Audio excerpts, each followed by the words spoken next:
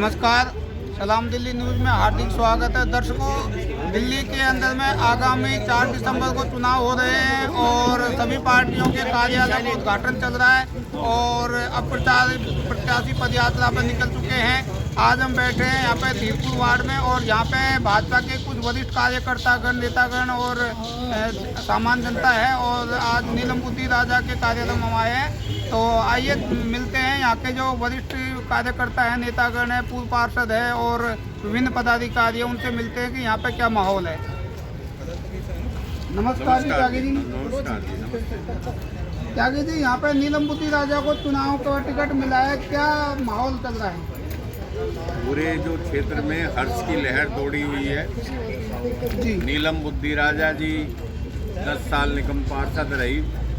इन्होंने जो है क्षेत्र की सेवा करी और तीसरी बार इन्हें जो टिकट मिला है तो पूरे हमारे जो धीरपुर वार्ड में हर्ष की लहर है। और सबसे बड़ी बात यह है कि क्षेत्र को एक अनुभवी महिला निगम पार्षद जो है वो मिलने जा रही है, क्योंकि जो इनके सामने आम आदमी पार्टी की जो महिला प्रत्याशी है वो बेचारी अनुभवहीन है। अच्छी महिला है लेकिन घरेलू जो महिला है, राजनीति में अफसरों को जो पकड़ना पड़ता है, उनसे काम कराना पड़ता है, तो वहाँ जो घरेलू जो महिला है उससे बेचारी से नहीं काम होगा। तो उसके लिए एक अनुभवी जो महिला जो ये राजनीति में हो, उसे पता हो कि अफसर की ये कैसे पकड़ करनी है। तो उसी में ये नीलम बुद्धि राजा जी, पहले भी इन्होंने इस इलाके में बहुत काम करा है 10 साल में और आगे भी इन्हें हमारे, मैं यहाँ से निगम पार्षद रहा, सीट महिला होगी तो जो है अब नीलम जी को टिकट मिला है तो हमारे जो क्षेत्र के जो किए हुए काम हैं वो भी इन्हें बहुत हर जगह इनका स्वागत हो रहा है। हमने जो मॉडल टाउन आर ब्लॉक में ये फुल एसी जो है एक कम्युनिटी सेंटर बनवाया, पूरे क्षेत्र को जो है ढलाव मुक्त किया। कोई जो ढलाव हमारे पूरे जो है धीरपुर वार्ड में नहीं है। अरविंद केजरीवाल ने यहाँ पे शराब का ठेका रिहायशी इलाके में जो यहाँ खुलवा दिया था, तो हमने यहाँ 1.25 महीने तक ये धरना दिया। नीलम जी भी साथ थी, सभी हमारे कार्यकर्ता, विक्रम सोमानी जी, हमारे पूर्व विधायक जी बैठे हैं, सुभाष झा जी हैं, सुभाष कादियान जी, ओम प्रकाश शर्मा जी, सभी ने मतलब 1.25 महीने तक पूरी जो तपस्या करके उस ठेके को बंद कराया। तो ये जो ना पूरा मतलब क्षेत्र पूरा हमारा बहुत अच्छा, सारे पार्क, सारी सफाई व्यवस्था बहुत अच्छी है। और जो आगे भी कमी रही होगी, क्योंकि जो बजट की कमी थी, क्योंकि अरविंद केजरीवाल ने एमसीडी को पंगु बनाने के लिए जो कोई बजट नहीं दिया, उसने हमेशा एमसीडी को सैलरी भी जो 3-3, 4-4 महीने की सैलरी हो जाती थी हमारे सफाई कर्मचारियों की और जो भी थी, लेकिन हमारे गृह मंत्री जी ने, अमित शाह जी ने इतना अच्छा काम किया है कि ये तीनों एमसीडी को एक कर दिया है। अब एमसीडी जो है वो ये केंद्र के अधीन है, अब ना कोई बजट की दिक्कत रहेगी ना जो कोई रहेगी। तो आगे आने वाला जो ये टर्म रहेगा वो बहुत अच्छे तरीके से रहेगा और डबल इंजन की सरकार रहेगी। ऊपर केंद्र से पैसा आएगा और नीचे जो निगम में हमारी एमसीडी की जो है हमारी यहाँ भी सरकार होगी।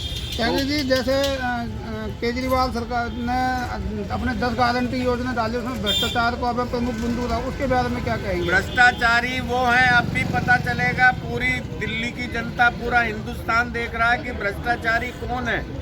जिस डिपार्टमेंट में भी उंगली इनके रखोगे वहीं भ्रष्टाचार है। आप देख रहे हो ना, वीडियो चल रहे हैं, कोई 1 करोड़ मांग रहा है, कोई 90 लाख मांग रहा है, कोई ये मनीष सिसोदिया ठेके में ये ले रहा है। आप देख रहे हो ना, कोई भी अखिलेश त्रिपाठी ये मांग रहा है, राजेश गुप्ता मांग रहा है, कोई एक का है, एक आदमी है। कोई इनकी गिनती तो उसमें होगी कि ये जो बताओ कि बचा हुआ कौन है।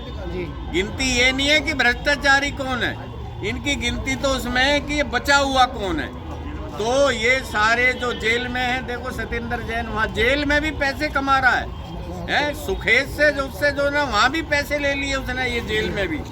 तो ऐसे आदमी को, ऐसी पार्टी झूठी जो मक्कार पार्टी, हम ईमानदार हैं, हम भगत सिंह की औलाद है। अबे क्यों भगत सिंह का भी नाम जो बदनाम जो कर रहे हो, तुम्हारे से भ्रष्ट पार्टी। इन्होंने तो कांग्रेस का भी जो रिकॉर्ड तोड़ दिया। पहले ये कांग्रेस पहले नंबर की जो पार्टी थी, भ्रष्टाचार में, लेकिन इस आम आदमी जो पार्टी ने उसका कांग्रेस का भी रिकॉर्ड तोड़ दिया। और मैं आपको एक बात बता दूं कि इस सीट पे तो ये चुनाव ना, ये मेयर ये चुनाव लड़ रही है, ये नीलम जो है पहली सीट जो महिला जो मेयर की है, तो ये मेयर बनेगी। ये तीसरी बार जो निगम पार्षद बन के ये मेयर बनेगी। खाली निगम पार्षद को ही वोट नहीं दे रहे हम लोग, हम तो जो ये मेयर को जो वोट दे रहे हैं। हाँ जी जयप्रकाश जी, आप यहाँ की समस्याओं के बारे में भली भांति अवगत हैं और ये पहले भी ये 5 साल रह चुके हैं। आप क्या समझते हैं यहाँ पर क्या क्या समस्या होंगी? अभी फिलहाल देखो समस्या तो चलती है जी आप देखे हो पहले तो और आपने जमीन आसमान का अंतर है, सफाई व्यवस्था में अंतर है, पार्क क्षेत्र हमारे सब चीज़ें देखी बहुत अंतर आ गया। इतना काम हुआ है, बहुत काम हुआ है। और इसी कामों को आगे बढ़ाते हुए नीलम बुद्धि राजा जीतेगी, नीलम बुद्धि राजा जीतेगी और इस काम को आगे बढ़ाएंगे। पब्लिक की सेवा पहले की है, अब फिर दोबारा पब्लिक की सेवा करेंगे। अच्छा, जैसे आप अनुभवी हैं और बुजुर्ग भी हैं, यहाँ पे बहुत सारे गरीब भी हैं जिनकी पेंशन रुकी हुई है, तो उसके बारे में आप बुजुर्ग होने के नाते क्या कहना चाहेंगे? उसका हल जो है हमारे अमित शाह जी ने निकाल दिया जी। जो एमसीडी की जो वो थी, एमसीडी को केजरीवाल सरकार पैसे देती थी, वो काम होता था। केजरीवाल सरकार पैसे देती नहीं, अब डायरेक्ट सेंटर से हमारा पैसा आएगा। जो रुकी हुई पेंशन है वो सारी हम देंगे, जितनी रुकी वो ऊपर से आएंगे, हम सबको पेंशन देंगे। बुजुर्ग आदमी 60 साल से ऊपर, विधवा है, बुजुर्ग है, बेचारी अपाई, सबको पेंशन देंगे। रुकी हुई पेंशन भी देंगे जिनकी बन गई थी। जिनकी बन नहीं है उनकी बनाएंगे और जिनकी रुकी उनकी रुकी हुई को देंगे। आपका नाम? शुभ नाम?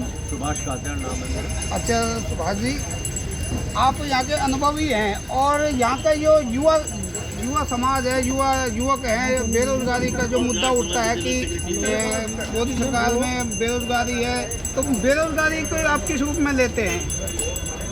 बेरोजगारी अगर नेशनल लेवल में दिया जाए तो बेरोजगारी नहीं है जी। हर आदमी कोई ना कोई अपना काम धंधा कर रहा है जी। और सभी को सरकारी नौकरी मिलना ये असंभव है। झूठे वादे केजरीवाल को झूठे वादे कर ले ये भी नहीं हो सकता। इन्होंने तो ये भी कहा था कि जितने कर्मचारी हैं सबको परमानेंट कर दूंगा। आज तक तो एक भी आदमी ने परमानेंट नहीं किया। क्या माहौल लग रहा है यहाँ पे आपको?